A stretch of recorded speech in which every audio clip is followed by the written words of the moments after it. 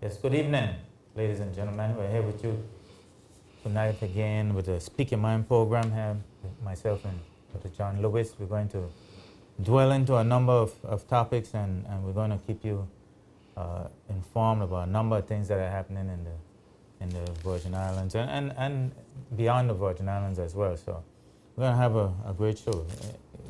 Go ahead and do your introduction, John. Hi, good evening. We have had a full week of activities, legislative counseling session, Food Fest in Kingarden Bay, the opening of the National Museum of American History and Culture in Washington, D.C. today, the throne speech, Yes. many interesting topics. Okay, so we're going to discuss some of those things in a while, and ladies and gentlemen, we would like you to interact with us. It's an open show. We're going to take your calls, your texts while we're doing the show, throughout the show. So don't be afraid. Use your God-given ability to speak your mind and make a difference in our community. When people ask you where were you when these things were going on, make sure you give them an answer and say, I was a participant. I participated in what was going on. I wasn't an innocent bystander. These things happened, and I just only heard about them. I was not a part of them. I want our citizens to be active citizens.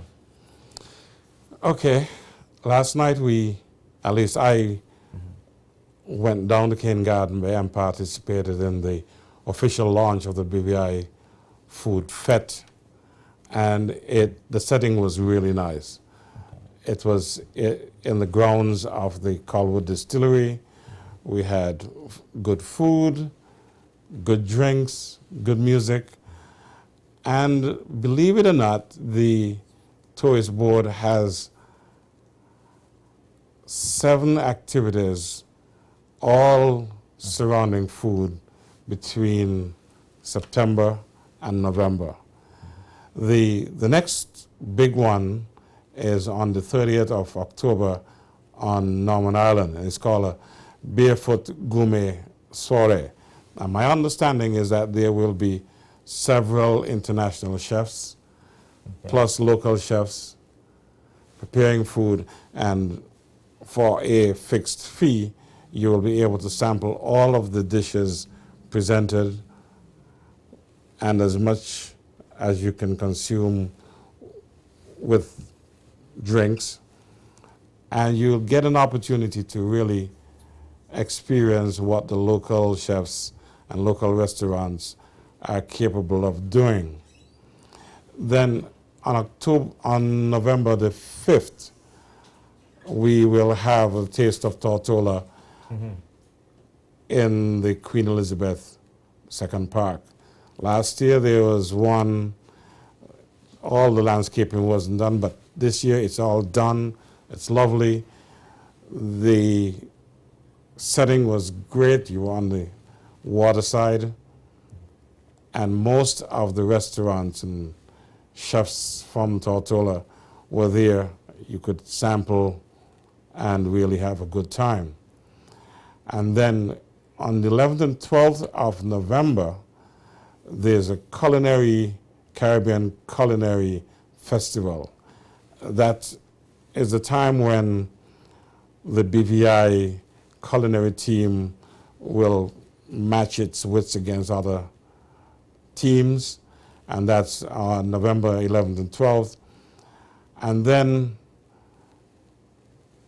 Jos van Dyke has its own food fete, and it's called Joost Pork Festival and Joost Bar Crawl. If you say it quickly, it sounds like Jos van Dyke Pork Festival and Joost Bar Crawl. And that's November 13th on Jos van Dyke. And then the Taste of Virgin Gorda and on the Rocks Bar Crawl is November 19th at the Nail Bay Ruins. And then on the 25th of November, we have the big Anegada Lobster Festival and Lobster Bar Crawl, November 25th to the 27th. So there you go, folks. Those of us who like and enjoy different foods, you have a whole array. And if you need more information, you can call 494-3134. That's the BVI Food Fed Committee. Okay, so that is my take on the food for the moment. And Well, John, it wasn't just food. There was you had some rum There too. was some rum too. I mean, those people at Carlwood Distillery. Distillery, they really put on a real event last night. I think it's something that has been in the making for a while, but it finally came to reality, and I think the tourist board did an awesome job of making it become a reality. And this is the second year. So It is something that we see various government departments assisting local entrepreneurs, persons who are in the business of making a livelihood for a number of other people in some cases, and you see government getting involved. getting involved and Because the reality is, it is one of the tourist stops. yes, And if it's a tourist stop, it means a number of things. One, people are going to buy the product. yeah, People get an understanding of our history. yes, And it behooves the government to really promote it in any meaningful way that's possible. yeah. Now, they're asking for input. So those of you who may have input, anything to add to what was done last night, please call the tourist board and make your suggestions known to them. And perhaps they may see your thought implemented next year. Well, the the whole idea of highlighting the Carlwood Distillery may even spark others to look at the historic sites Yes, and do things around and that. do things to bring them to light. I have a suggestion already. You could put some candles in some brown paper bag and light up the historic site and have a mixologist on hand, and you can have some music, and you can invite do the same advertising that was done for the Carlwood Distillery, and there you have it, another function. Another function, But another value added. yeah, but to highlight some of the things, tourism is a big idea, right? It has been around now for a while. It's the idea of inviting other people to your country and to show off your culture, your way of life, and you sell that. And there were local chefs down there also. There were. But I'm saying, I was talking tourism, that you sell what you have, and I think we have to look at selling more of what we have. We have things already for sale, but we have some things for sale that we're not selling. Is it possible that we're not marketing what we have to our fullest advantage? That too. We have like a two-tier marketing system. We have Okay. marketing where the big hotels and whatnot, they're in the New York Times. They're all over the world, right? And we benefit from that as well. And then there's the lower level marketing that's done locally and like that, right? So it's not a one-shot thing, but at the same time, focusing. And this is my opinion now. Focusing on your on the product. areas that we don't normally highlight. Okay. Okay, and last night was one of them. For example, Mount Healthy. Mount Healthy. Yeah, It's there, yeah, and it's there. right. It's Or- beautiful for pictures. It can be used for a number of Or occasions. you look at Bruce Bay. Bruce Bay is The- an awesome site. Awesome site. We could go on and on. There's some that you probably don't know, but there's some old ruins and stuff like that we still have. and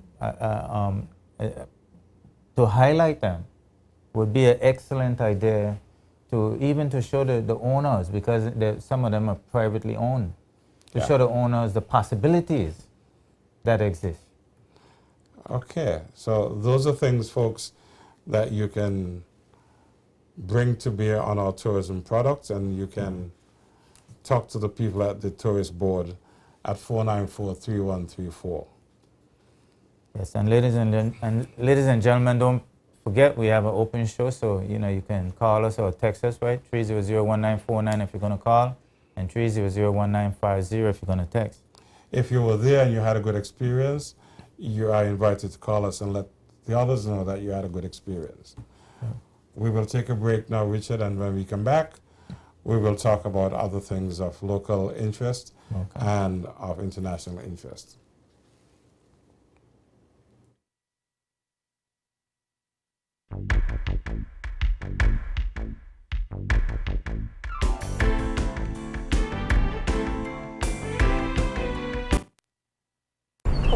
Gone right at the last left turn, Virgin, the directions are got to go straight. Oh, you go and tell me about them stupid directions when the map is right here. Let me see the map. Let me see the map, man. So now you want to see the map? Give me the map, man. All right.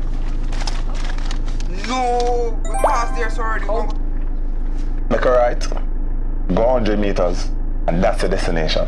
Having Digicel data is like having the fastest man in the world save you from getting lost. Start using Digicel data today. Digicel.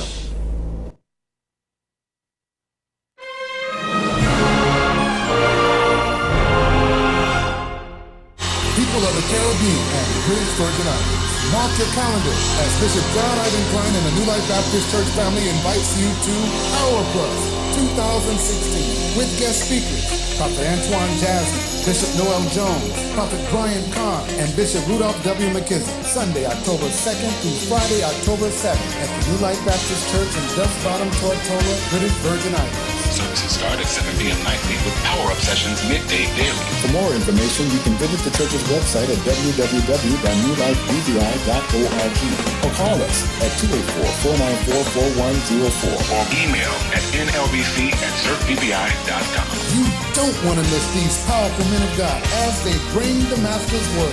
It's the year of great grace. So come, share the joy, and feel the power.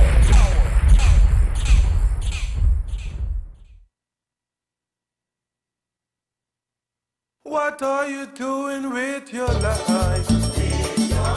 What are you doing with your life?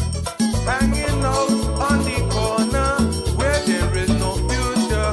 What are you doing with your life? Tell me, what are you doing with your life?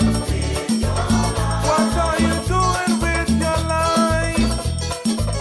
That's what you should do with your life.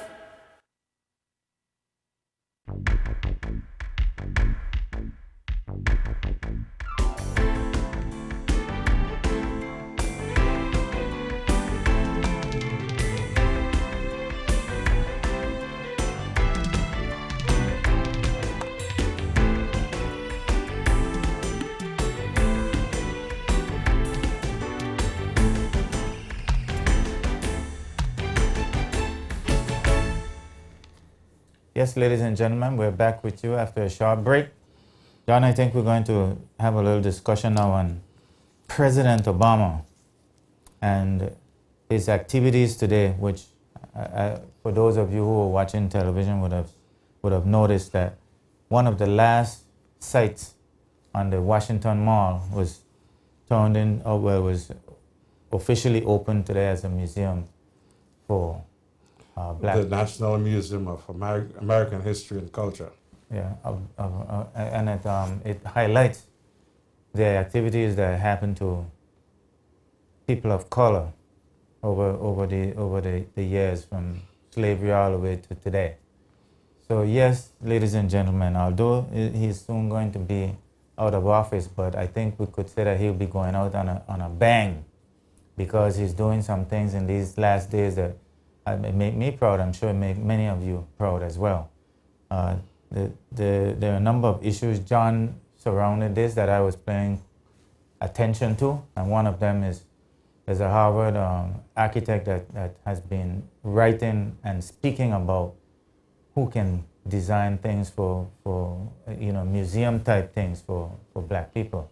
And he is of the opinion that in the past we've been really making a big mistake with the way we've been doing things. So I'm hopeful that this would be an amen to that whole dialogue. Yeah, because I was pleasantly surprised this morning when I looked at the program on C-SPAN, Yes. and the lead architect is an African. He's an African, that's right. And when you really look at the profile as you're now looking at your screen, you realize that the motive, the very design, Yes. takes you back to Africa. The cladding on the outside was done by artisans from the south, Yes. and they picked up these ideas from what is typically done in Central and West Africa. Yes. And it also has a reference to slavery. Yes. The iron work that was done is a serious reference to the slavery that went on with people of color in the United States. And, you know, I listened very keenly to what President Obama had to say.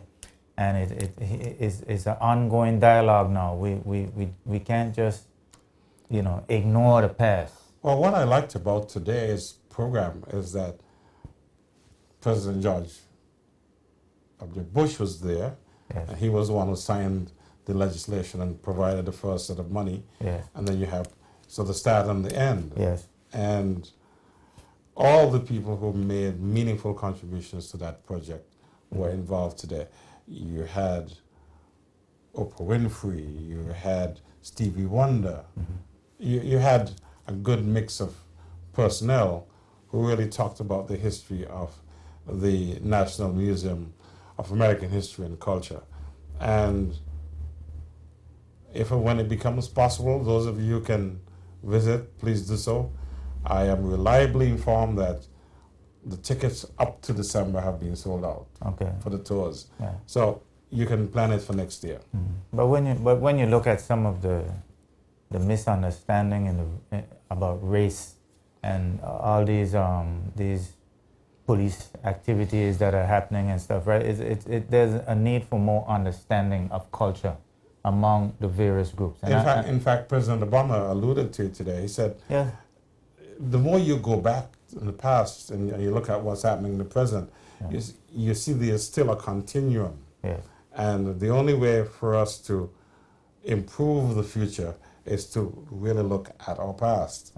And it's difficult, even members of the Senate making silly remarks about blacks when they're not succeeding.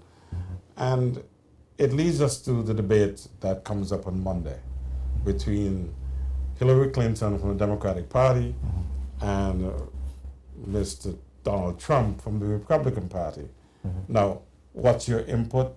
And those of you who are watching the national debates and the national political scene, please call us and give us your points of view. We would welcome them.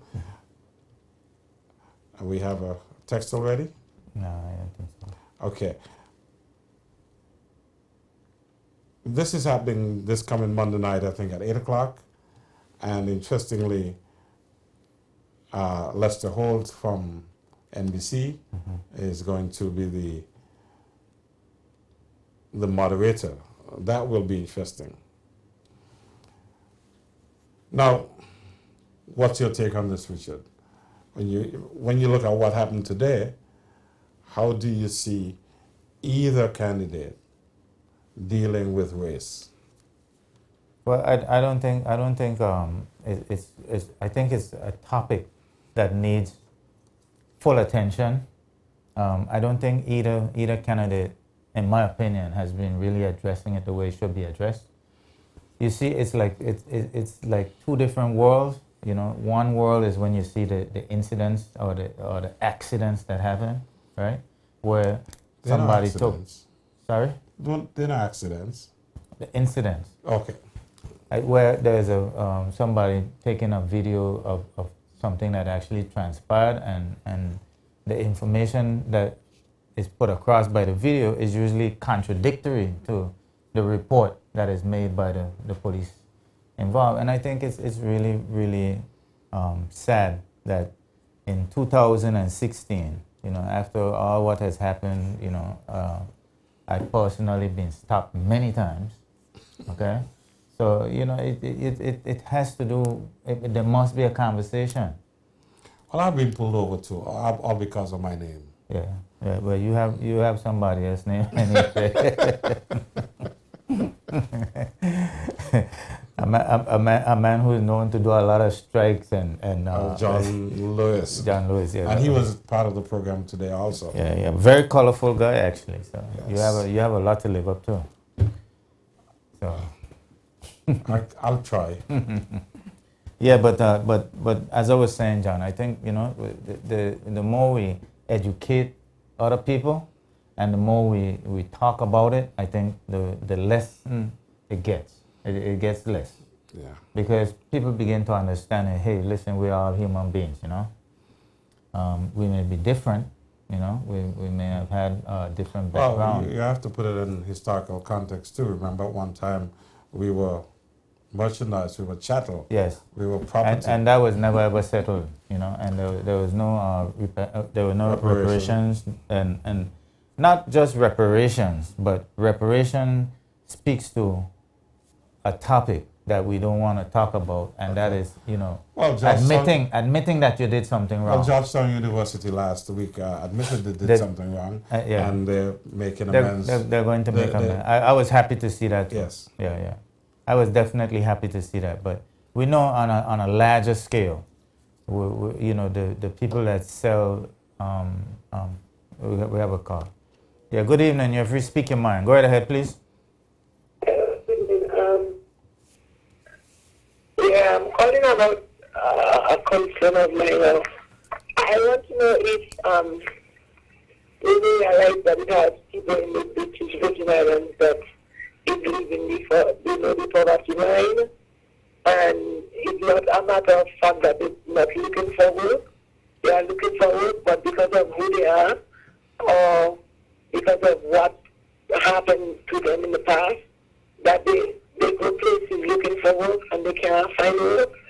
And in the meantime, while we should be very concerned about children and what happens to children, if our parents have children and they're not working, most likely things will happen to their children.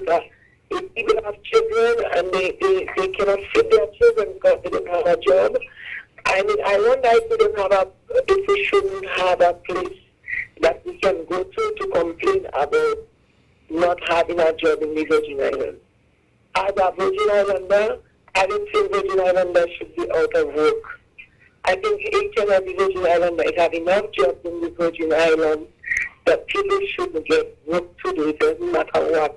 Because some people are looking for anything to do, but then we look down upon certain people in the community and say, we're not helping them because something happened to them in the past or whatever, or we look at them, but if you don't have money, you cannot do what you want to do, and if you're not working, you cannot pay your rent, and your landlord puts you out, and you practically homeless. There's a lot of things like that is going on in the Virgin Islands, and we don't know about it because we don't have anywhere that we can go and complain. Probably we go talking to our politicians about our situation, and they tell us yes, they will help us. And time again, we don't get no calls from them.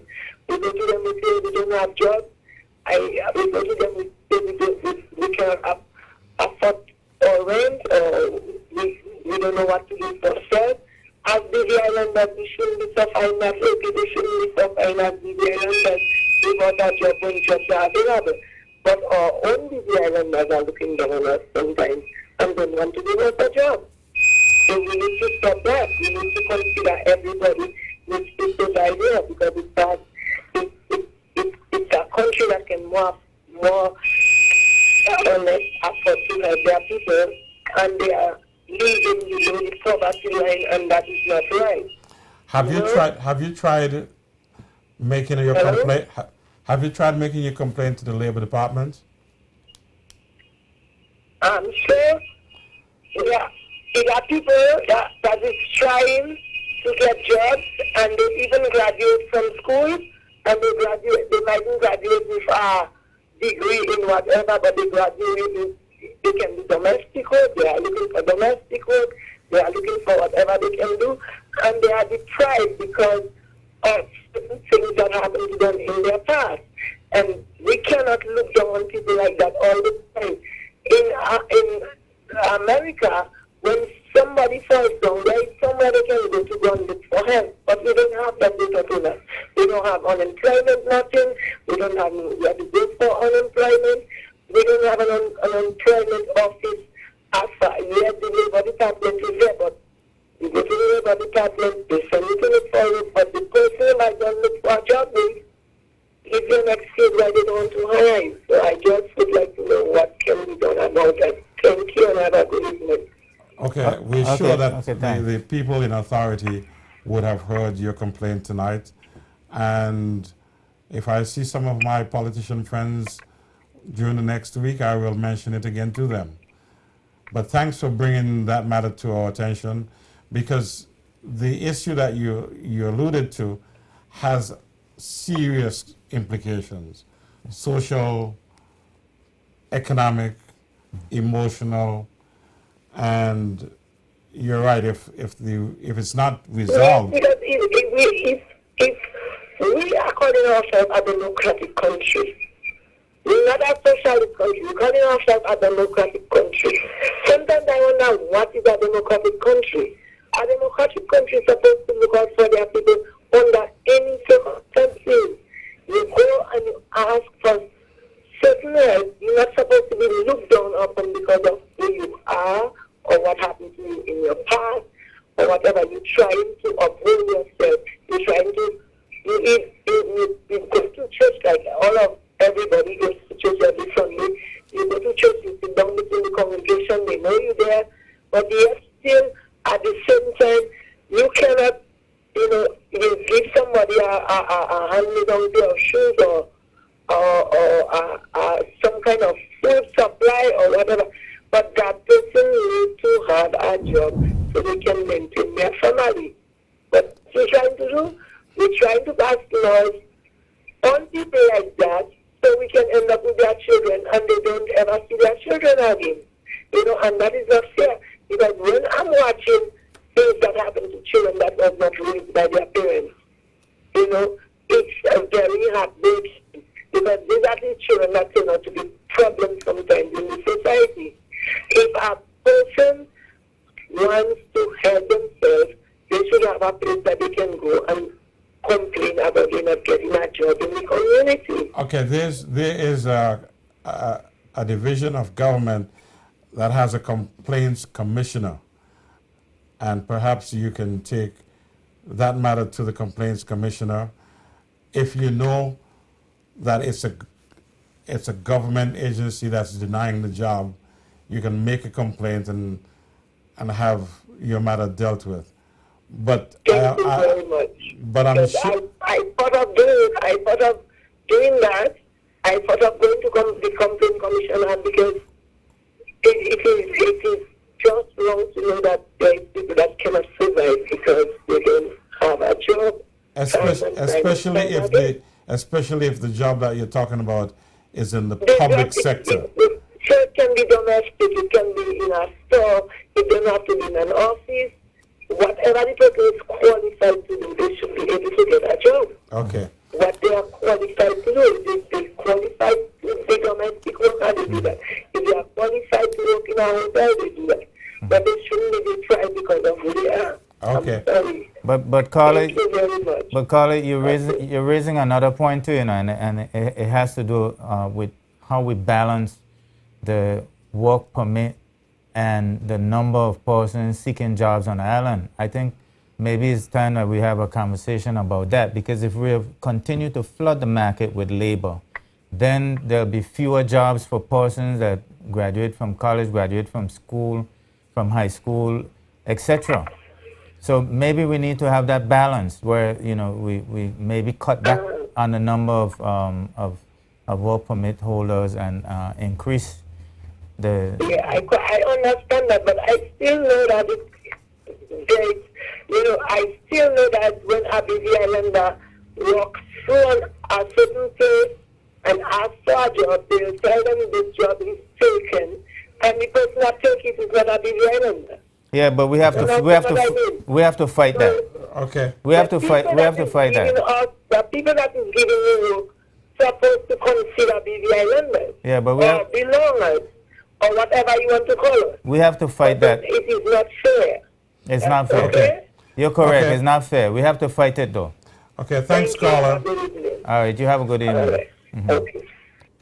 Yeah, that is something that I've been hearing a lot. John is saying that, they don't want to work. That's the first thing they say is, the BV Islander or the resident don't want to work, and then they do the other thing. They get somebody to work in their place. What do you think? A text that came in, ladies and gentlemen. What do you think about the government giving a foreign bankrupt airline $7 million? Well, the jury is still out with that, because the last thing I heard while listening to the House of Assembly is that we're still not sure if that will be happening this year again. It looks like that might be happening next year. It was debated. It was debated in the House of Assembly, and it speaks to what we were speaking about earlier, though. The idea of helping local industry. I heard more than one person alluding to the fact that we could have invested that money in the local businesses, and we would have. John, I'm one of those persons who were directly affected by this thing. Came through St. Thomas, paid $90 to get to Red Hook to come to Tortola, because there was no other way to get here. $90. 90. Why 90? That was the cost. And you had to charter a boat. We had to catch the ferry from Red Hook. It was the last ferry coming from St. Thomas. It was either that or going to a hotel. And we know the issues. The issues have to do with customs, and they have to do with the ferries. And if I was not alone. Okay. Okay. And this is I've heard one of my colleagues call the show and complain about the very same thing already. Okay. And we know that there are ways to combat this. We know the schedule for JetBlue. We know the schedule for American Airlines.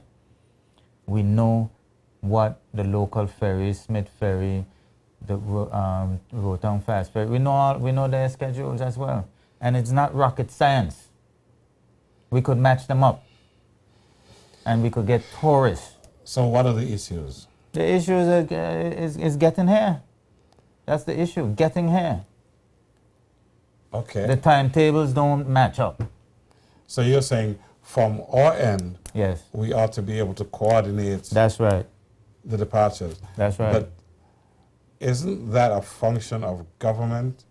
It is true that you may not want government to get too involved in the private sector, but when your national interest is at stake, you probably need to play the big bad wolf and say, in our best interest, this is what you have to do. And it can be rotated. I don't want to be wrong, but I think it was Farrelly, Governor Farrelly in the U.S. Virgin Islands, that stopped the boats from racing between St. John and St. Thomas. That's a race. But this was business. Yes, but this was private enterprise. But that's many years ago. And it's walking up to today.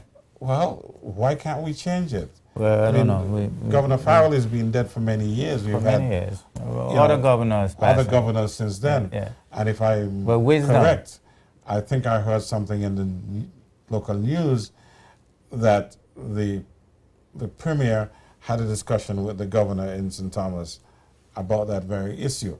So let's hope that within the very near future, a resolution can be had. Because yes, it's not rocket science. and we have ways that we can. But we're correct also it. losing revenue. Okay. Anyway, we have to take know a break. that. We have to take a break. We have to John. take a break. We're gonna be right back. We're gonna be We'll right back.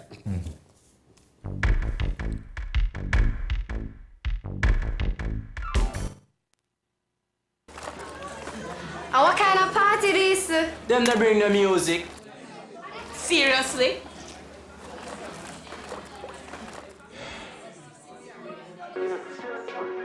Nothing no bad, we can be stress-free.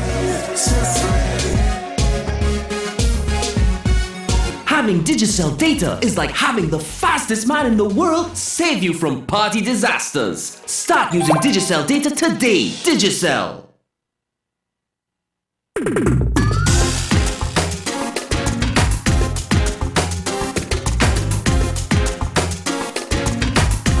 Thank you, Yellow Pages, from Family Support Network for your generosity and your donation towards our cause. We greatly appreciate it. Thank you so much. On behalf of Global Directories, the parent company of Yellow Pages BVI, we wish students, parents, and our educators in the Virgin Islands every success in this school year. At Yellow Pages, we care. Thank you, BVI Yellow Pages.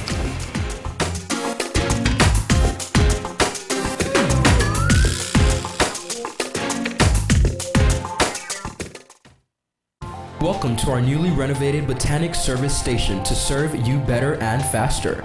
We carry Sol Gasoline, the best gas that will take you further and keep your engine running cleaner.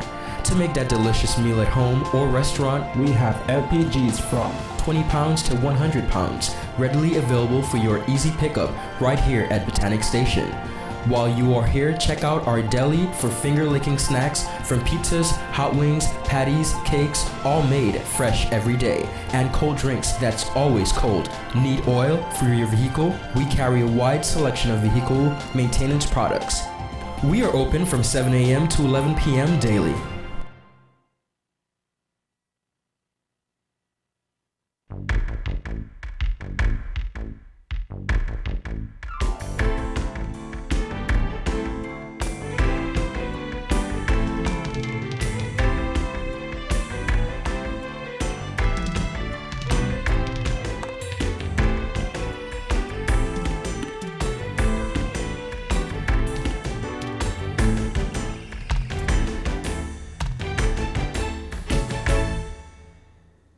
Yes, ladies and gentlemen, back with you after a short break. We had a number of texts that came in. I should try to get to most of them real quickly. On the topic of derelict vehicles, I applaud the government's effort to clean up the territory of derelict vehicles. I often wonder the cost of disposing. I said, good night, gentlemen. You asked me if we were tuned into the House of Assembly. I said, yes, I was, and I think there was some live debate. And this another text that came in talking about Zika and I know the clubs, the Rotary clubs and other service clubs went out last weekend cleaning up many areas, and it's something that's going to be continuing. So we will look at that. Yeah, there's a point of interest, Richard. Yeah. That we had the throne speech by the governor. And I wondered about the value of the throne speech. And I juxtaposed that to the fact that last year there was a throne speech, and a number of government issues were outlined. Yes. But if we don't have a report on what was accomplished from last year and what needs to be completed, what is the value of adding other talking points to the agenda? Well, some of the things in the throne speech were repeat items. I think are like the Freedom of Information Act. That's a repeat. And I don't know how many times the governor going to say that. Why are we afraid to deal with that? Well, I could only say what one blogger said online. He said that we are afraid to give out proper information. Which leads me, John, to the Hansard report. There's some reports that the legislature should be putting out. And I was so impressed to see that when we had we had a meeting here with some overseas officials the other day, and that report is already out online. Believe it or not, with the correct spelling and everything, it's done. It's out online. You could go and look for it, and you can find it and read it. But we cannot look for the minutes or the proceedings of the House of Assembly in our House of Assembly online and read it verbatim. We can't. Okay. We can't. And I know it's done. It has to be done because it's done in digital format. Every sitting, it's done. And yet we can't get copies. But we can't see it. Why, it's still locked up in the House and locked up in the Assembly? I think it was done in the past. It could be done now. It's a matter of... So our role then is to ask... Please.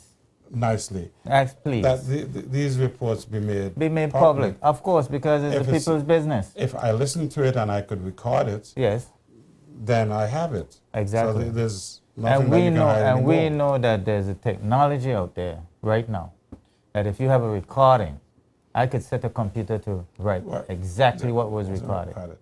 So it's not that difficult. And I know that the information is taken as well during the sitting. We pay a lot of money for it. Okay, but you said it's a repeat of what was said last year. Yes, it's a repeat. But it would be nice if the Premier if we had would come out and say, state okay, of the country. This is what we said last year we were going to do. Yeah. This is what we've done, and this is what is to be done. Is left to be done. Yes. And then if we knew that, when a new thought speech is presented, we could look and compare. Well, but he said that last year. Yes. But we don't know if it wasn't done and why it wasn't done. If it's for the lack of money. But you bring me to another topic, and this is something that a number of persons have been saying. They're saying that when we have legislation that affects the financial services industry, it's passed first, second, third reading in one day. But when we have issues that affect us, the people, it doesn't happen. It doesn't even happen in a year, and then it's brought back again in another year. So something is wrong. I mean, I was even noticing with the legal professional legislation that they're still waiting on things to be done, and I continue to ask for the licensing of that was mentioned. It was mentioned, architects and engineers. But we've been over that 20 years. 20 years. Okay? And we're still asking for it. We're still asking for it. But the legislation was done. Yeah. Let's see, we have one more text that came in here, John. Let's see what it said. It said, Mr. De Castro, there's a serious problem with people, animals coming to other people's property and destroying their crops and messing up their place. That is so true. I think we talked about that before. The falls directly under the agriculture department, and Mr. Bradwood would be. I'm sure he'd look at the show, and I'm sure he'd take notes and stop an incident from happening. Because when people go and spend their hard-earned money and they beautify the place or they plant their crops, they expect to reap the harvest. Not for it to be destroyed, and I think it's a serious island-wide, territory-wide concern, and I think the appropriate person to do something about it would be the Department of Agriculture. Okay, Richard. We've had a wonderful show, We've had a John. wonderful show, short, sweet, yeah, and we should be wrapping up in a few minutes. Yes. In the meantime, there's still the issue of the library. Yes. Now, when you look at a country putting its resources behind a museum, which is one segment of its history, Yes. And we don't have a library. A library is the very essence of life. Yes. If one can't read, one can't function. Yes. And if one does not have access to a public library, then what are we doing? I can remember many years ago, there was talk about a museum, a library and a museum in the same area to the east of the Briarcliff Hall. Well, you pushing my memory a little further back, but my good colleague Trevor Garden, he did some work in that area. He had drawings done up and everything already ready to go, and it never it was never done. But it took into consideration a museum. It took into consideration a proper library, and a number of other things. Is it possible for this to be put out there for public comment, and let's get something going, the Friends of the Library, something, because yes, we hear that plans are being made to relocate, but we don't have a timeline, so it could be 10 years down the road, 3 years down the road. But that child who does not have... I have one. A computer. No. That child that asked you to go to the library, and you can't take them to the library because there's none. We have a situation. Yeah, I have always been an advocate for a ground floor library. Okay, I've spoken about this on more than one occasion. With okay, accessibility. With proper accessibility for the handicapped, for everybody. Okay, and I think that we have to start doing a little bit more lobbying. The museum that we have can be incorporated in the footprint of any library. Yes, because it's part of our history. It can be, and I think it's a good time to talk about these things. It's a crisis, but even in a crisis, you can have an opinion. And we need, again, government in the sunshine needs to be put to work. Yeah. If government doesn't have the means, it ought to be able to say the means aren't there, and if provisions can be made. But John, I would even suggest a temporary solution. Could be a simple one-room area where you can have where you can request information and it will be brought to this place or something like that. Because in a lot of big libraries you don't really get to use the library. You can call in and make a request. And they will. And then it can be left at a certain point. Yeah, because. And you have a code number. You go to this box and you get your information. And you get your information. Yeah. So and libraries are changing too. That's another scenario. Yes. Libraries are changing. I mean, the way we use libraries in the past is becoming a thing of the past. There's some libraries that have gone with almost online with 90% of their books.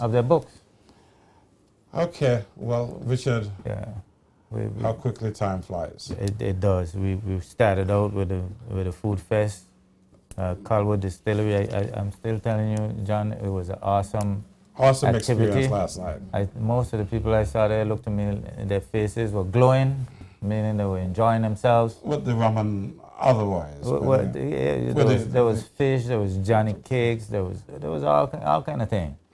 It was. And then we talked about the museum in the States, and the debate for the presidential debate that comes up on Monday. Yes. And folks, listen up. Mm-hmm. You may not be able to vote, but at least you should have an interest in what happens there. There's a saying: if the Americans sneeze, we get the cold. Mm-hmm. And in passing, congratulations to the district rep for East Van Dyke. There's now a safe area for swimming and boating. Yeah. And we'll be back next week. Yeah, well, at this time I usually say God bless these Virgin Islands and the people that live and work in them, and we'll see you again next week. Good night.